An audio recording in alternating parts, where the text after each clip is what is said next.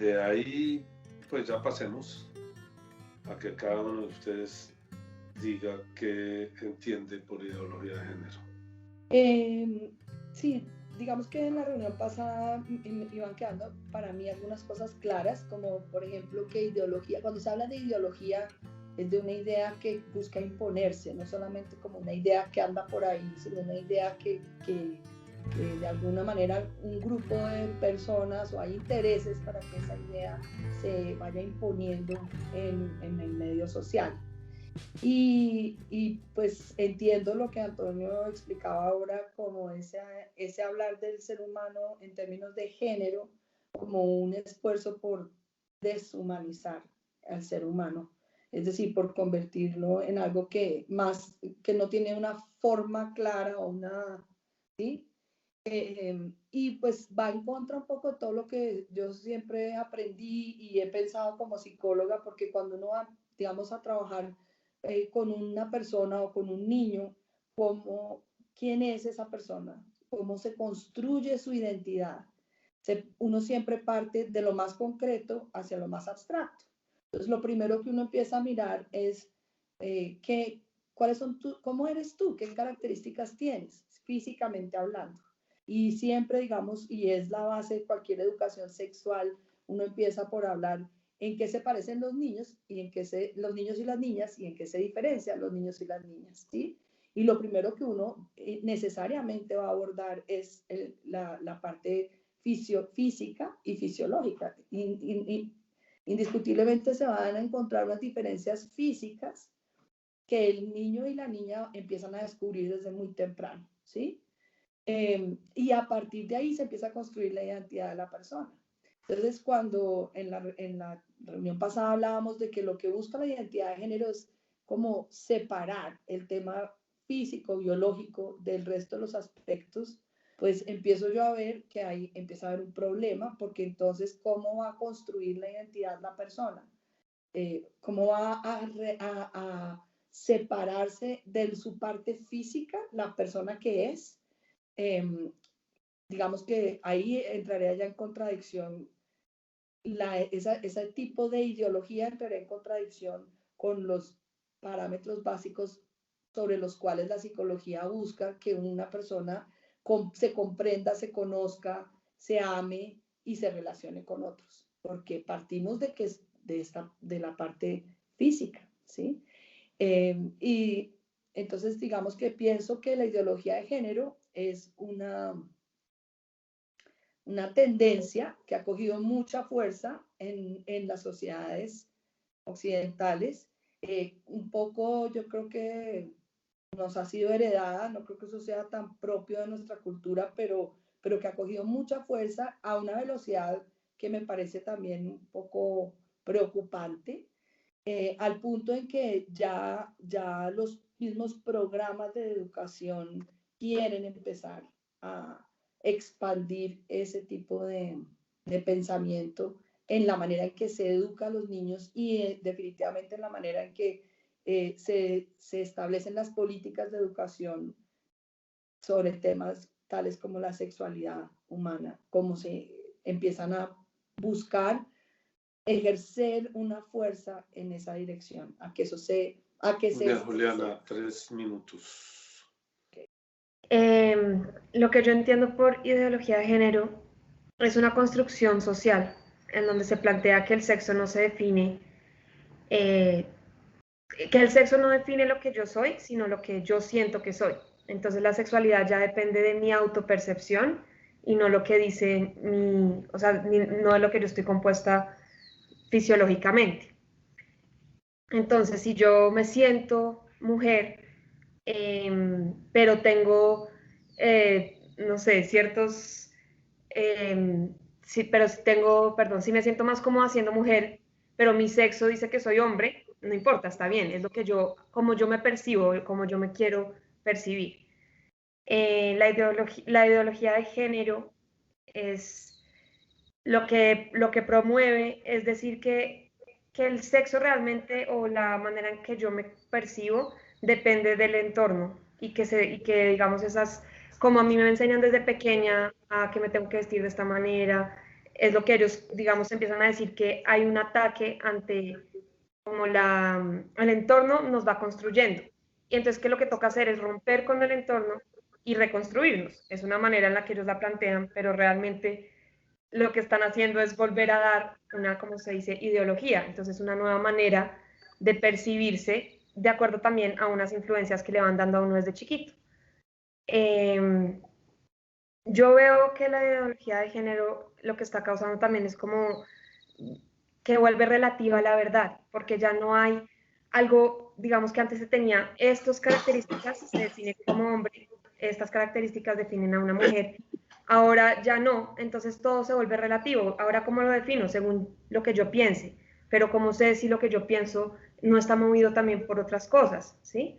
Entonces empieza a relativizar mucho la verdad y veo también que en esta ideología se camufla en obras de bondad, en donde supuestamente están pensando en el otro y en sus necesidades, pero al decir que se camufla lo digo porque realmente no van a cada persona a analizar realmente qué les pasa y por qué se están concibiendo de una manera diferente a lo que le dicen sus órganos genitales, sino que simplemente se vuelve como un yo te respeto, tú me respetas, pero no un ir a ver qué le está pasando y realmente ayudarlo. Y lo hacen a uno, digamos, cambiar y pensar que el hecho de respetarlo ya es preocuparse por la persona y que si tú no dejas que ella se conciba como ella quiere o como él quiere, estás atacándolo, estás haciéndole un daño en vez de yendo a ver qué le está pasando. Listo, Pablo. Tiempo. Bueno, lo primero que yo tendría para decir es como la definición que yo encontré pues en la pequeña investigación que pude hacer, que ideología de género, la palabra ideología es una serie de valores, una serie de ideas, como un cuerpo de ideas que que está tratando de insertarse dentro del grupo de valores hegemónicos de una determinada cultura, en este caso con referencia al tema de la identidad sexual. ¿Sí? Eso es como lo que yo comprendo que es ideología de género. Una serie de valores que están tratando de tomar el lugar hegemónico dentro de la sociedad. Porque de todas maneras, cual sea la sociedad que exista, hay una serie de valores hegemónicos que han sido decididos por procesos históricos, que han sido decididos por procesos filosóficos, por digamos, una discusión histórica entre las diferentes fuerzas de un grupo social. Así es como se construyen en general los valores culturales hegemónicos. Entonces esa es como la definición, pues como de diccionario de ideología de género. Me parece que es pertinente también para esta conversación, tal vez separar un poco para poder analizar el concepto de ideología de género del concepto de identidad de género y a la vez del concepto de política de género, que son tres cosas que siempre están como girando alrededor. Se habla de política de género cuando esos valores son introducidos dentro de la política pública, ¿sí? Cuando esos valores propuestos por ese grupo de personas de la ideología de género se convierten en ley de la República.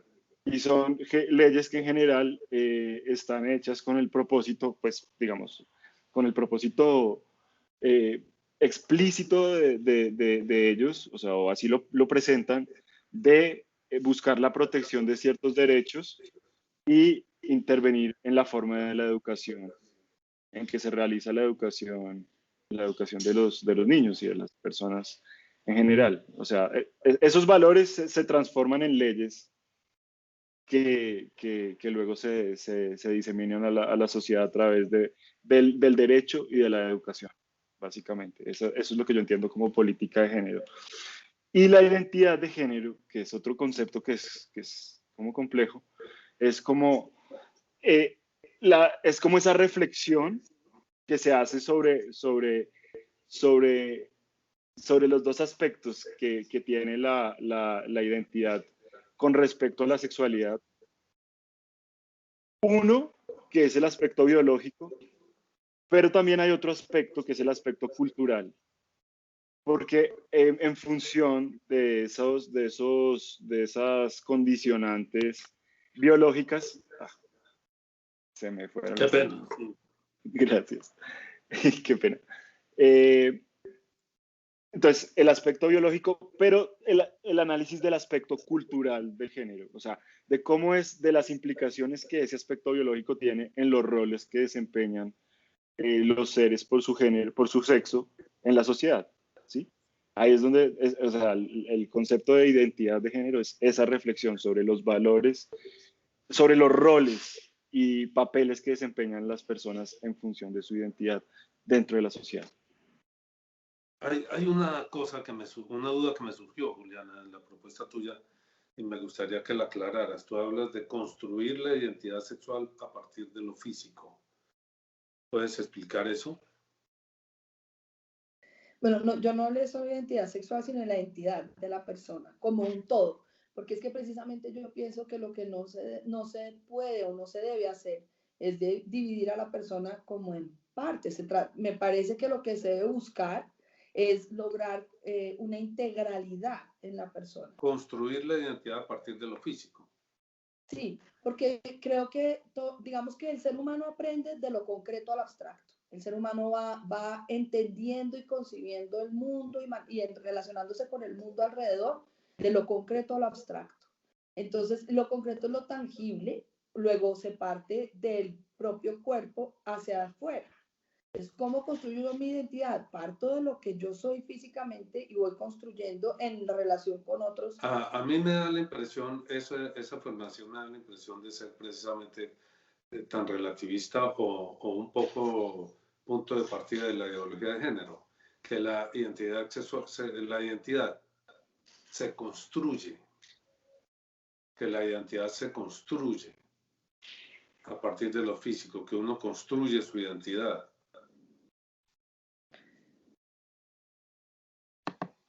Hola, Brigitte. Hola, Brigitte. Sergio. Es que no creo que... Buenas tardes. Juliana, hola Antonio y hola María Paula. Hola, Juliana. La identidad, sí, yo creo que la identidad se construye. Es decir, Okay. no creo que uno no, solo quería esa aclaración. Tú dices que la identidad se construye. Yo lo que te digo es que me parece que ese es el punto de partida de la ideología de género, el que la identidad se construye. No sé de qué pensadores habrás traído tú esto, pero me da la impresión de que es por allácito. María Paula, la identidad sexual depende de cómo yo me perciba, pero el cómo yo me perciba va a depender de cómo mi entorno cultural me enseñe, me muestre, me determine de alguna forma. Entonces, pretender que haya una libertad en la percepción de sí mismo viene a ser un imposible porque no existe un ser humano que se pueda desarrollar por fuera de un entorno social. ¿Es eso más o menos lo que usted quería decir? ¿O parte de lo que quería decir o no? Sí, o sea, lo que yo entiendo es que ellos parten de eso, pero lo que están haciendo es generando otra, digamos, manera de enseñar, porque igual lo que usted dice, estamos viviendo en una comunidad, o sea, en una comunidad. Entonces, si uno quita lo uno, va a sembrar otras cosas, porque también está a partir de... Es como los que dicen que el ateísmo es una religión, porque a uno le enseñan a creer en Dios, al otro le enseñan a no creer en Dios, lo cual a su vez viene de alguna parte y necesariamente es una construcción. Ese es todo un concepto bien interesante que podemos explorar más adelante. Sergio, un cuerpo de ideas y de valores hegemónicos es la ideología. Y usted ya iba separando la parte de ideología de la parte de política. Una cosa, la ideología, me aclara usted también, si estoy diciendo mal, la ideología vendría a ser como la parte cultural y la política la parte jurídica. Claro, están interrelacionadas siempre, sin que haya una parte cultural determinante y determinada, no se puede cambiar la política y viceversa, ¿no? La política cambia la parte cultural pero la política se apoya en la parte cultural también para poder cambiar las leyes, o si no son leyes impopulares y etcétera. Ve esos dos elementos, no sé si hay algo más en lo que usted... Sí, pues en la intervención que yo tenía como 5, de ese cuerpo de ideas y conceptos, identifican ellos 5 postulados como básicos, de los cuales podríamos decir que son el cuerpo de la ideología de género. No sé si los puedo leer, si los leo o los dejo para después. Entonces, el primer postulado que yo encontré es que no existe la naturaleza humana. Esto es sacado de una revista que se llama Democracia, que es una revista de investigación de sociología. Bueno, pero eso nos mete en un problema más profundo que tal vez no es el de hoy, aunque no sé, bueno, dejémoslo ahí, ¿qué más? Bueno, entonces, solo enunciarlos. No existe la naturaleza humana, número 1. Número 2, el sujeto es distinto del cuerpo. Número 3, el cuerpo no tiene significado propio. 4, la cultura ha sido un instrumento de dominación por el poder hegemónico. 5, es necesaria la deconstrucción cultural. Esos son como 5 postulados que corresponden al cuerpo ideológico de la ideología de género. ¿Sí? Sí, eso fue lo que yo encontré. Está bien interesante. Ok, Brigitte, si quieres, tienes 3 minutos y nos cuentas o nos repasas lo que tú, creo que eso lo hablamos la vez pasada, pero simplemente para reafirmarlo y repasarlo, lo que tú consideras es la ideología de género. Por 3 minutos que empiezan ahora. Listo. Con la ideología de género, pues lo que veo yo, y que es lo que ha ido pasando, es todo un discurso que procede de varias fuentes heredadas de la modernidad, que era lo que veíamos la vez pasada. Y estas fuentes, ciertas rupturas. Entonces, una ruptura entre el individuo y la historia, una ruptura entre el individuo y las instituciones, una ruptura del individuo con las religiones o todas las instancias de autoridad, otra ruptura también, por ejemplo, con las tradiciones, con las religiones, en ese, digamos, ambiente de piénsate a ti mismo y piensa el mundo por ti mismo, piensa la vida por ti mismo, construye tú el pensamiento, digamos que a partir de eso se desarrollan muchas cosas y una de las cosas que se desarrolla con el tiempo pues es la ideología de género. Y esto que se llama ideología de género pues no surge como tal, como ideología de género. De hecho, las personas que hacen, pues que son de todas estas corrientes, no se consideran a sí mismas ideólogas del género. Ideología del género es un término o una expresión del entorno católico, es como nosotros los vemos a ellos. Ellos no se ven así, ellos se ven como estudiosos del género, ellos hacen estudios sobre género. Esos estudios sobre género pues están emparentados con el feminismo, no necesariamente con el feminismo radical, sino que empiezan a surgir justamente porque las mujeres empiezan a sentir que no es justo que, digamos, no haya participación en el Estado, en la política, que las mujeres no puedan participar de muchos aspectos del ámbito social, del ámbito cultural, del ámbito político, y empieza esta emancipación de las mujeres. En esa emancipación de las mujeres, pues al ladito de eso, y así como la emancipación del proletariado, también son estructuras de dominación, estructuras de poder. Entonces, habitualmente los varones han dominado a las mujeres en sin número de culturas y en Occidente pues ha sido también muy claro. Entonces han generado para la mujer una visión determinada de qué es la mujer. Entonces la mujer es la madre de los hijos, la que se reproduce, la que cuida el hogar, la que cría, y han generado todo eso que uno en este momento, digamos, nosotras mujeres, pues yo diría, sí, yo soy mamá, sí, yo hago todo eso, pero yo no soy solo eso. Esos son parte de las funciones que yo hago y parte de lo que es mi ser, pero no es todo mi ser. Entonces, de la mano de estos movimientos liberacionistas, que es liberar al oprimido, sale también la liberación, por ejemplo, todo el pensamiento del marxismo, que es liberar al proletariado, pero liberarlo desde el proletariado mismo. Ok, ese era el primer punto. Fundamentalmente, el primer punto creo que tú te extendiste, y tal vez por eso no te alcanzó el tiempo, porque te extendiste en otra parte de las preguntas. La primera pregunta es ¿qué es? ¿Qué es la ideología de género? La segunda pregunta que viene ahora es ¿de dónde surge? ¿De dónde surge? ¿Quién se la inventó? ¿Quién se inventó este cuento de ideología de género? ¿De dónde surge y quién se lo inventó? Que es donde estaba Brigitte.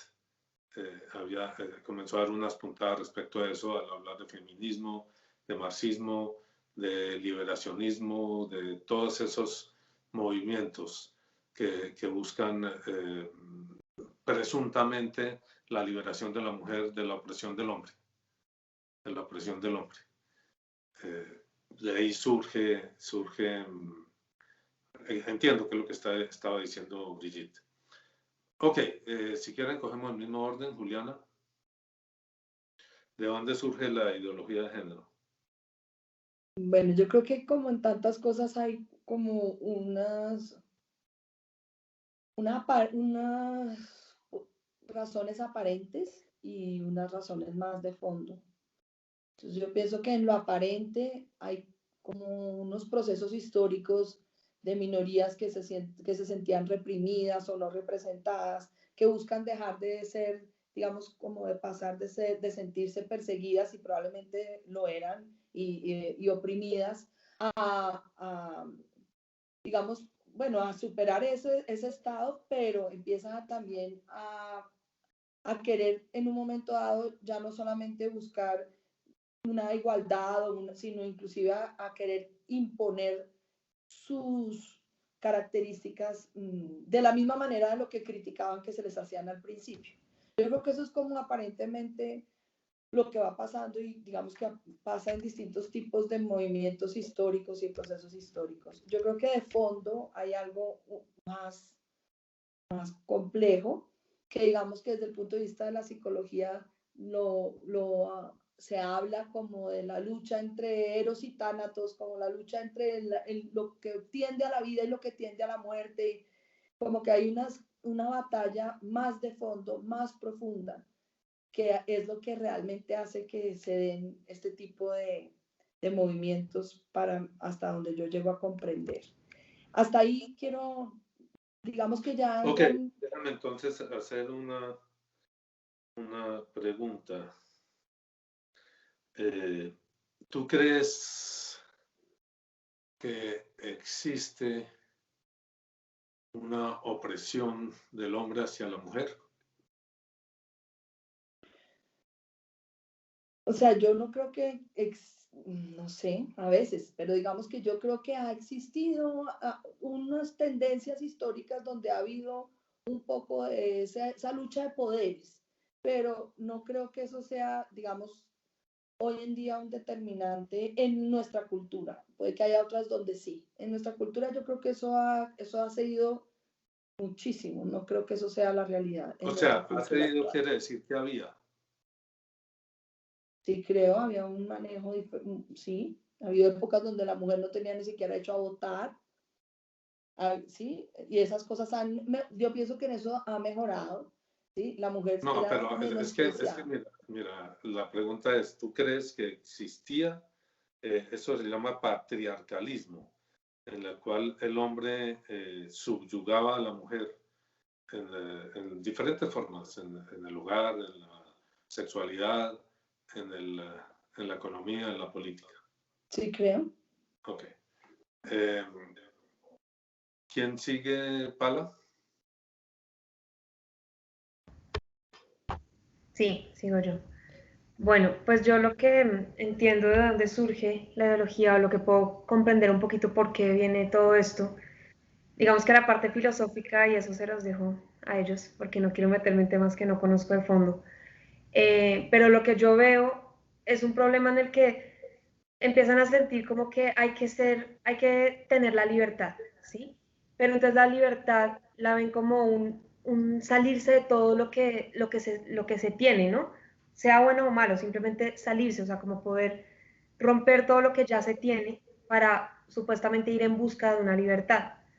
pero lo que empieza a suceder o lo que yo veo es que esa concepción de libertad se vuelve algo erróneo porque empiezan a verse esclavizados por cosas que ya, digamos que el hecho de ir como en contra de mi naturaleza, en contra de mi biología, de la anatomía, de la fisiología, de todas las, digamos, todas estas concepciones que se tienen, que lo identifican a uno, si yo voy en contra de mi mismo ser, pues lo único que va a hacer es hacerme un daño muy grande. Entonces lo que yo veo aquí es que esta ideología de género lo que fue haciendo fue camuflándose con que se estaba liberando para esclavizar a las personas en otros ambientes, pensaría que por algunas razones de fondo, o sea, viene impulsada por unas personas, por unas fuerzas, digamos, que quieren llevar algo, algún mensaje o quieren guiar a las personas hacia un lado, haciéndoles pensar que están siendo libres de todo. Pienso que eso es por ahí y va de la mano con los movimientos, ahora con el movimiento que está cogiendo fuerza feminista y LGBT. Eso es lo que veo yo qué es lo que está pasando. Ok. Brigitte, y dejo a Sergio para el final como una especie de remate. Ya prendí el micrófono. Pues sí, el origen de esto, pues era, como ya lo estaba diciendo antes, que empieza, digamos, con todos estos movimientos y a lo que apuntan es a una reinvención de la cultura, una total reinvención de la cultura, una reinvención del ser humano, de la psicología, una reinvención de las formas de relacionarse en todos los aspectos humanos, como una deconstrucción de la cultura en general y del hombre mismo. Es como decir, todo lo que nos han dado hasta el momento ha sido históricamente construido, lo cual es una verdad. Entonces, todo lo que tenemos es producto de esa construcción histórica. ¿Qué tenemos que hacer para encontrar la libertad? Rompa esa construcción histórica. Por ejemplo, el feminismo, la idea sí es que las mujeres tengan las mismas oportunidades que tienen los hombres, pero en la ideología de género ya no ocurre eso. En la ideología de género es, mire, toda esta lucha de, digamos, lo voy a hacer como un paralelo con el marxismo. ¿Qué es lo que dice el marxismo? Hay una lucha de poder entre las clases dominantes oligarcas y las clases proletarias. ¿Qué toca hacer? La confrontación, el choque, y entonces ahora los proletarios pues pasan al poder, pero la idea de fondo es que hay una sociedad sin clases, que ya no haya ni proletarios ni nada de esto, ya ni siquiera haya proletarios, hay una sociedad sin clases. Entonces, de alguna manera, la lucha que ha habido entre hombres y mujeres, esa dominación que ha habido entre hombres y mujeres, pues la idea es transformarla de forma tal de construirla hasta tal punto que no haya ni hombres ni mujeres. Si no hay hombres ni mujeres, no hay relaciones de poder. Entonces reinventemos un ser humano que no se considera a sí mismo ni masculino ni femenino para que entonces haya un nuevo ser humano, un nuevo tipo de ser humano, un nuevo tipo de sociedad, un nuevo tipo de cultura. Por eso hay que coger a los niños desde chiquitos y decirles, esto que les han enseñado, ustedes pueden ser diferentes, hay que hacer un nuevo hombre, una nueva mujer que no esté atada ni a la cultura, ni a las relaciones de poder, ni a la biología. Esa es como la idea central, digamos, que quisieran ellos, de manera que cualquier forma de expresión de la sexualidad sea exactamente igual y la persona no se sienta ni hombre ni mujer, sino yo soy completamente libre, libre aún de estas determinaciones. En el momento en que me sienta mujer y para lo que me convenga soy mujer, o si me siento hombre, soy hombre, o si me siento intermedio, voy transformándome porque realmente lo que importa es el fluir, es la concepción líquida del ser humano en general, ya no solamente la sociedad líquida, sino la concepción del ser humano ya líquida. Hasta ahí quiero aportar yo. Me parece muy interesante, muy claro. Me parece que es un aporte bien importante, Brigitte, el resumen que acabas de hacer. Me parece bien interesante en esta línea de cosas, de dónde surge. Yo creo que se puede ir más atrás, ¿no? En el de dónde surge, pero me parece que hasta ahí vamos bien. Qué pena con ustedes, me tocó cambiar el iPad y esto implicó una serie de cosas aquí. Sergio. Bueno, yo tengo 3 puntos sobre los cuales me gustaría como llamar la atención. El primero es que yo sé que este es un tema complejo, pero creo que tiene relación con una pregunta filosófica fundamental del ser humano. Inherente al ser humano, es un poco de esto un poco habló Juliana, que es la pregunta por la identidad. Sí, o sea, esta es una pregunta que ha tenido varias caras, que ha tenido varias respuestas, que ha tenido varias aproximaciones a lo largo de la historia, y es una pregunta que hoy en día sigue siendo importante para nosotros. ¿Por qué estamos de nuevo frente a esta pregunta de esta manera? Pienso yo, de acuerdo completamente con Brigitte. Esto es producto de la ilustración y el proceso modernista en filosofía, básicamente, porque durante ese procedimiento se hizo como que tenemos un juguete nuevo que se llama el juguete de la razón, vamos a metérselo a todo, ¿sí? Vamos a jugar con ese juguete y vamos a revisar la ética y vamos a revisar cómo conocemos y vamos a revisarlo todo, implicando a su vez retirando la fuente de identidad original, que eran los valores hegemónicos del momento, que era el cristianismo, ¿sí?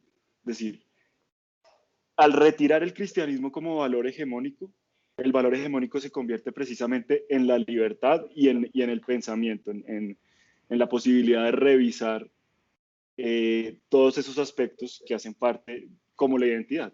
Por ejemplo, vamos a revisar la identidad y vamos a revisarla sobre todo desde el punto de vista de cómo el género, de cómo el sexo de cada persona tiene unas implicaciones de sus roles, de roles dentro de la sociedad, ¿sí? Esa es la revisión que propone, digamos, la ilustración. Vamos a revisar cuáles son esos roles que están desprendidos de la sexualidad de cada uno y cómo se comporta y y cuál es el camino lógico que eso está siguiendo y que eso está llevando.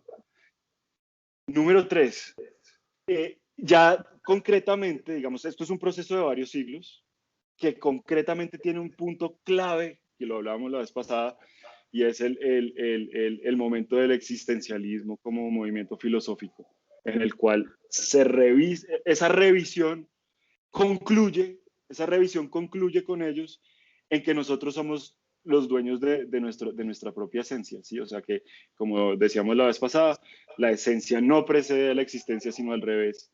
Entonces estamos nosotros llamados a decidir y a escoger cuál es nuestra propia identidad, ¿sí? O sea, como usted decía, como usted le preguntaba a Juliana la vez pasada, somos nosotros quienes estamos llamados a construir nuestra propia identidad, ¿sí? Desde todas partes.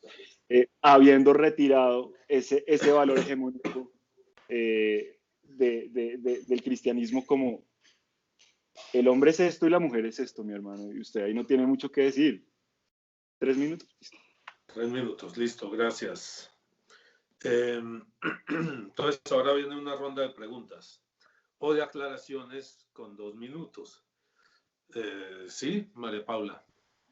Espérate, un segundito, es que no sé si les pregunto si por metodología se puede o no complementar algo de lo que estaba diciendo Sergio. Eso estoy diciendo. Entonces tendrías 2 minutos, bien sea para preguntar o para complementar. Sí, ok. Entonces, si quieres, empieza. Listo. Sobre lo que estaba diciendo Sergio, justamente el tema de que el tema de la esencia y la existencia. Entonces ya, si por nuestra propia existencia no hay una esencia emparentada o emparejada con esa existencia, pues la posibilidad número 1 es, tenemos que construir esa identidad. La posibilidad número 2, que es lo que termina pasando en la deconstrucción, no la construya, no hay nada que construir, no existe la identidad, no existe la esencia, fluya según el momento. Y ese es el pensamiento líquido. Ok, bien interesante. ¿Quién más? Pues tremendo, ¿Ah? Que eso es tremendo, a mí me parece espeluznante, o sea, es una cosa... Yo sé que todo esto, Brigitte, es espeluznante. El hecho de que no nos jalemos el pelo es porque no lo tenemos. Yo no tengo el pelo, entonces no me lo jalo, pero indudablemente lo que estás diciendo es espeluznante. Si la gente al oír esto no se espeluzna o se jala las barbas o el pelo, es porque ya están permeados muy fuertemente. Hay un punto que yo quiero resaltar ahí, y es que esto no es de hace 2 o 3 años. Uno siempre tiene esa sensación de que esto es nuevo. No, esto empieza como mínimo, podríamos buscarle más atrás, pero mínimo estamos hablando de 1500. Del surgimiento de la Ilustración y de todos esos movimientos, llamémoslos iconoclastas, que vienen a destruir los valores y las estructuras anteriores sin respetar nada, ¿no? Es lógico que las estructuras deben revisarse permanentemente, deben adaptarse al tiempo y a los cambios. Pero es que en este caso lo que se propone es una destrucción completa y una reconstrucción, como está diciendo Brigitte, sin tener en cuenta nada distinto a los propios deseos de los individuos. Ok, 500 años como mínimo. Para sesiones futuras podríamos investigar si encontramos raíces de este pensamiento antes de esos 500 años. En estos 500 años, pues tenemos el surgimiento de la filosofía, fundamentalmente el pensamiento ateo. Es ahí donde empieza esto a gestarse, en el pensamiento ateo, luego en la Revolución Francesa, especialmente, y por ahí sigue avanzando. Por eso las revoluciones de Hispanoamérica también tenían una connotación en ese orden, y etcétera, etcétera, pero no nos metamos tan por ese lado. ¿Preguntas o comentarios o aclaraciones sobre lo que han dicho los demás? Juliana. Sí, es que yo quería como aclarar algo de lo que tú me preguntabas antes. Cuando yo hablo de que la identidad se construye, no estoy diciendo que se construya como uno le provoque y donde uno le provoque. Sí creo que el ser humano se construye y se descubre en la interacción con otros, inclusive de la diferenciación del yo, del niño, es en la relación con la mamá y con el papá donde se construye el yo. Entonces, no es que yo esté diciendo que estoy de acuerdo con que uno puede construir y ser lo que quiera y como quiera, al contrario, estoy diciendo que hay que partir de lo que se es biológica y físicamente, pero que sí, claro, que es una construcción, el ser humano se construye, ¿sí? Entonces quería como hacer esa aclaración. Ok, yo ahí tengo mis dudas en que el ser humano se construya. Esa sería la palabrita que nos tocaría aclarar bien, bien, bien.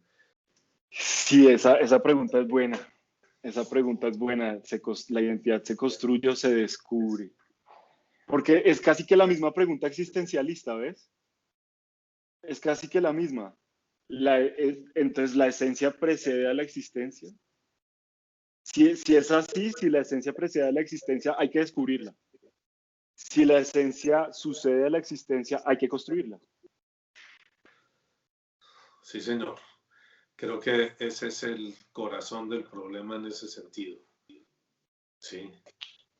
Ese es el corazón del problema en ese sentido. Entonces sí estoy de acuerdo en que la palabra apropiada no sería construir porque no es lo que yo pienso ni lo que creo que debe ser. Yo creo que ahí eso nos lleva necesariamente, pues claro, yo sabía que esto tarde o temprano nos iba a llevar a un punto que la gente rehuye fundamentalmente o ataca radicalmente, y es Dios. Es el ser, de dónde viene, de dónde venimos, de dónde viene el ser del hombre, de dónde viene el universo, qué es el universo y de dónde viene, de dónde procede, para dónde va. Una serie de problemas bien complejos que lleva la humanidad desde que se conoce la escritura, por lo menos debatiéndolo. Antes pues no sabemos porque la tradición oral tiende a perderse a través de los milenios, ¿no? La escritura, estamos hablando más o menos que tiene como el orden de 4000 años, las formas escritas. Código de Hammurabi, más o menos el 2000 años antes de Cristo, son los primeros restos de escrituras, de manera que estamos hablando más o menos de 4000 años en una historia, la historia humana de construcciones y todas estas cosas, que puede tener del orden de 300.000 años. Entonces estamos hablando de un periodo bien pequeño de todas maneras. bien pequeño, ¿no? Y luego, si vamos a hablar de la ilustración de un periodo mucho más pequeño, 500 años. Pero a mí me parece que eso es fundamental para las personas, para cualquier persona que quiera con alguna seriedad enfrentar estos temas. Entender de dónde vienen, cómo surgieron, porque ahí va a entender un poco el porqué. Esto, yo soy el moderador, pero voy a meter la cuchara a decir cuál es mi opinión, si me lo permiten. Ahí te tengo el dato de la escritura. Ahí te tengo el dato de la escritura. Ah, ok, hacia perfecto. el último siglo antes del 3000 antes de Cristo. O sea, hacia Okay. el 4900. Sí. Un poquito más. 3000 años aproximadamente. Antes de Cristo, lo cual escritura cuneiforme, por lo menos la cuneiforme, sí, claro. Sí, sí, digamos, sí, el Código de Hammurabi son las primeras codificaciones de leyes. Creo que es como hacia el 2000 antes de Cristo, ¿no? El Código de Hammurabi. Que es en lo que se va a basar realmente después los 10 mandamientos. Es una evolución y tendríamos que hablar un día sobre eso, sobre cómo escribe Dios en los renglones de la humanidad. Pero yo creo que el surgimiento de este problema, Juliana, porque es que sí da la impresión de que hubiera una mente, yo diría, perversa, la contraparte, los que promueven la ideología de género, dirían una mente libertaria que busca la libertad total del hombre. Surge ante el rechazo de Dios. Y el rechazo de Dios va a estar emparentado con el rechazo de la iglesia. En buena parte con razón, no el de Dios, aclaro. ¿Sí? El de Dios no está justificado, el de la iglesia sí. El de la iglesia sí está justificado. Es decir, Lutero en muchos de sus puntos de sus 95 tesis, si uno la lee, tenía razón. Tiene razón. De manera que ahí hay una problemática, pero es una problemática más honda y más compleja. Yo creo que de ahí surge todo eso. Y ya se nos acaba el tiempo, porque Sergio tiene que ir. Pero hay un punto que me parece fundamental en todo eso. Primero, sí, es a partir del rechazo de Dios que viene esta situación de la pérdida de la identidad. Yo más que la implantación de una identidad, diría la pérdida de la identidad. Ya nadie sabe quién es. Ya nadie sabe quién es. Y diría que esa, si se puede llamar construcción de identidad, o el desarrollo de una identidad cultural, que sabemos que ocurre. Sabemos que ocurre. Como decía yo hace un ratico, no existe un niño que haya llegado adulto que no haya sido dentro de un entorno cultural. Hay algunos casos. Recuerdo una película que vi hace muchos años, por allá en 1972, que se llamaba, bueno, no recuerdo el nombre exactamente, pero era como un documental de un niño que había sido criado por lobos. Sí, creo que era por lobos y micos. Es ahí donde están los mitos y las ideologías, como las ideologías, no, los mitos y las leyendas, Rómulo y Remo, y eso. Pero en la realidad práctica, ese documental, y a ese documental adosaban otros varios casos de esos, de niños que habían podido sobrevivir en condiciones de esas. Eran niños que no tenían ni identidad, no eran nada, ¿no? Eran como no eran ni siquiera animalitos porque no eran lobos, no podían hablar, no podían caminar, no podían expresar más que la necesidad de tomar, de subsistir. O sea, no tenían identidad. Entonces la identidad, pues nadie le dio la identidad. La identidad de alguna manera, ahora voy a contradecirme a mí mismo, nos la da un entorno cultural, pero nos la da de manera que tiene que coincidir con nuestra realidad más profunda, con nuestra realidad física y biológica. Si no coincide, se produce una ruptura y vienen los problemas que estamos encontrando. ¿Sí?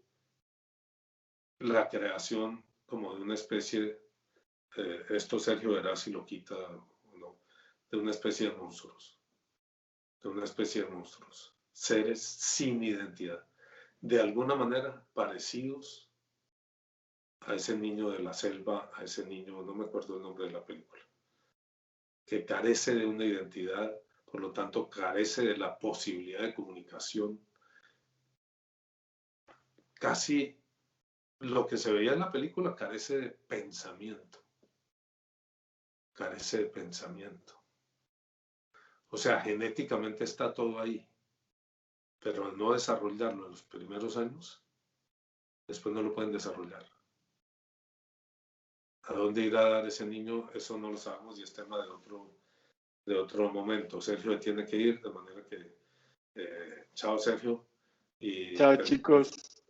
el planteamiento fundamental del existencialismo, de fondo, a todas las novelas, a las novelas de Camus, el teatro de Sartre, a todas esas cosas muy divertidas por demás, porque el teatro de Sartre me pareció muy divertido. El horror de Kafka, porque la metamorfosis sí es un error, sí es un horror.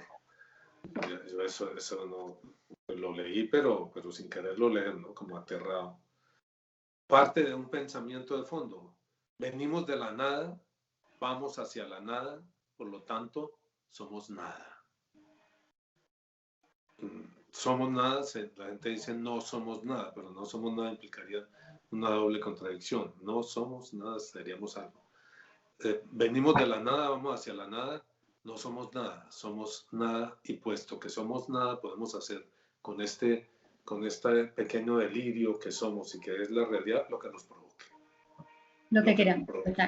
Simplemente lo que nos dé la gana, lo que se nos ocurra cada día. Esa es la base del pensamiento del existencialismo. Por eso es que esa frase tuya, que es así y es cierta desde el existencialismo y todo esto, también la puede decir un místico. Un místico frente a Dios se siente que viene de la nada, que no es nada y que va hacia su propia nada, pero en Dios que es el todo. Y ahí la cosa es muy distinta. Ahí ya la cosa cambia porque de alguna manera lo que va a decir es, vengo de Dios y hacia Dios voy y Dios es el todo. Claro, sí, yo entiendo lo que tú dices, ¿no? De todas maneras, antes de ser yo no era. Antes de yo ser no era. Pero el hecho de ser implica que vengo de Dios y que voy hacia Dios. Entonces ya le da un sentido y un destino completamente distinto a la vida. Total, claro. He de descubrir a Dios, he de escarbar con mis uñas, con mi corazón, con mi sangre, la realidad de dónde vengo y para dónde voy. Los otros son extremadamente reduccionistas, venimos de la nada y por lo tanto vamos hacia la nada y por lo tanto no somos nada. Hagamos con esto el desastre que nos provoque. Porque desde el punto de vista cristiano sí sería, el descubrimiento de mi propia nada es el descubrimiento de que Dios es todo, de la importancia de Dios y que yo soy criatura y puedo por eso ser rescatado de mi miseria, soy sujeto de la misericordia de Dios porque soy nada. Si fuera todo, pues qué misericordia, si yo soy todo, pues doy misericordia más bien. Pero la idea es que soy rescatado en tanto que nada. Ahí hay un tema que también podemos plantearlo un día, porque me parece que el tema da para mucho. El tema de vengo de la nada, pero a través de las manos de Dios. ¿Cómo coger lo que digo yo? La diferencia está en cómo tomo algo que es realmente algo que nosotros como seres humanos experimentamos, la finitud. Hay una nada que nos precede y una nada que nos postcede, porque uno ve que su ser querido se le muere y se le murió. Uno por la fe cree otras cosas, pero la experiencia que tenemos es de ese ser nada. Y cómo desde esa misma realidad se vive de manera con polos completamente diferentes, desde la fe o sin fe. Sin fe, la apuesta que estabas explicando tú, Antonio. Esto vamos de la nada, venimos de la nada, esto es nada, hagamos lo que se nos dé. O sea, lo que podamos. Las consecuencias son nada, porque nada va a quedar. Exacto. En cambio, en el otro, esa misma realidad, que es el sentirme nada, se vuelve abrazo de amor del Padre en Cristo. Eso es una belleza. Eso, claro, le cambia todo el sentido. Sí, entonces tenemos temas para rato. No, eso sí lo que hay siempre es tema para echar rulo. No, mentira, qué pena. Lo que tenemos es temas. Dejemos así por ahora. Listo. Chao. Bueno, chicos, que les vaya bien. Gracias. Si te gustó el video, dale like, compártelo, suscríbete al canal y no se te olvide tocar la campanita para no perderte ninguno de los próximos videos.